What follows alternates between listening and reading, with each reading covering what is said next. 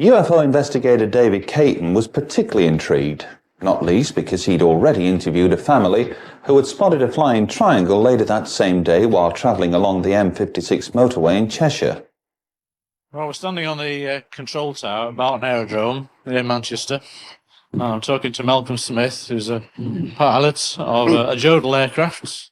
And I ended up speaking to Malcolm and his co-pilot because a family were coming along the motorway, the M56, towards Stockport from holiday on the evening of Sunday, 1st of June, 1997, and saw this massive triangle.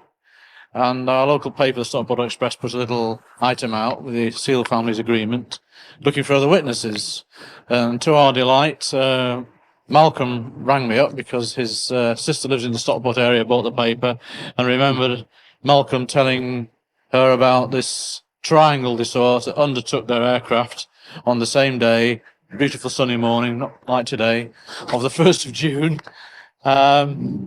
So perhaps Malcolm would like to explain what himself and Martin saw when they were flying to Wales. Was it to basically Carnarvon? You planned a route to go from Barton to Carnarvon, which entails us going along the edge of the north edge of the Liverpool zone, which takes us a track along just south of Wigan and past a place called Rainford, which is near St Helens. Yeah.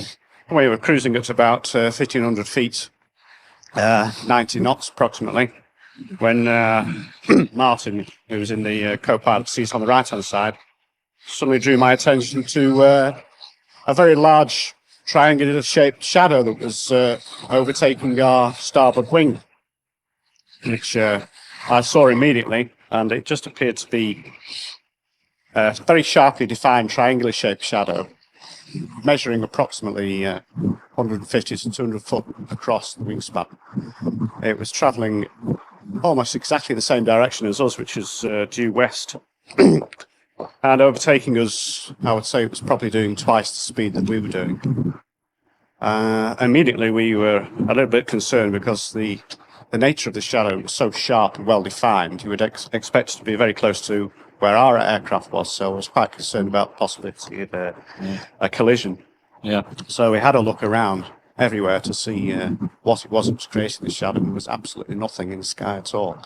And it was clear blue sky. It was much, much clearer day than it is today. So we were really taken aback by it, and we were just at a loss as to what it was that was causing it. So we didn't really know what to do, so we just carried on, basically, to Carnarvon and reported it to the people there at the airport. Yeah. You logged it in your flying log, yeah, and your personal log, and I believe a log here at Barton as well. Yeah, there's two logs. There's personal flying log, and then there's also a log which is attached to the aeroplane. Anybody reports anything slightly unusual about the aeroplane or conditions of the day is put down on that log. Did you talk to any air traffic controllers like Manchester Airport? No, we didn't, because we were clear of both the Liverpool and the Manchester zone. A long way to go to Carnarvon, so we didn't really need to be in contact with anybody. We were still on Barton's frequency, but I thought it was inappropriate to notify them about it at the time. Right, so we don't know whether they had it on radar, or even you were on radar to Manchester. They tend to follow people that are fairly close to the zone on radar, just to make sure that they're not going to infringe into the airspace. So you would have been on the radar? It's possible that we would have been on radar, yes. We don't know. We won't know whether this thing causing the shadow was on their radar. No idea. Even though we couldn't see anything visually. Nothing at all, absolutely. Yeah. We did a few clearing turns to make sure it wasn't behind us or above or below. Right. There was absolutely nothing. Yeah.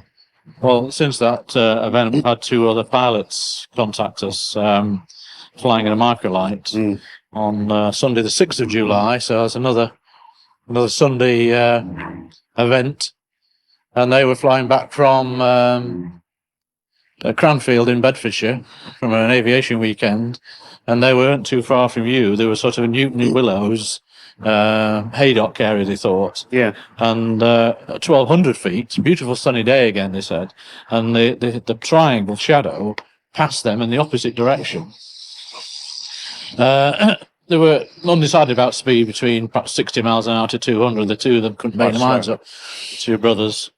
So they were equally nonplussed and mystified by it all, because again they couldn't see an object causing the shadow. Yeah. So that's interesting. We may get some more information. I don't know.